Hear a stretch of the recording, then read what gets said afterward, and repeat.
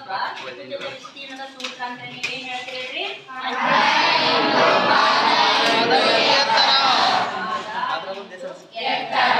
Centimetre square.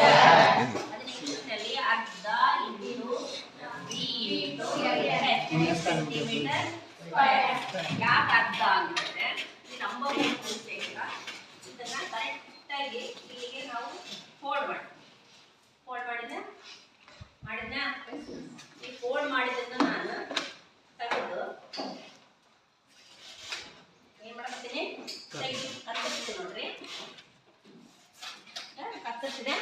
ಕತ್ತರಿಸಿ ಎಲ್ಲಾಗಿದೆ ಇಲ್ಲ ಏನಾಯ್ತು ಇವಾಗ ಇದು ಆಯ್ತಾಯ್ತಲ್ಲ. ಆಯತದ ವಿಸ್ತೀರ್ಣ ಸೂತ್ರ ಉದ್ದ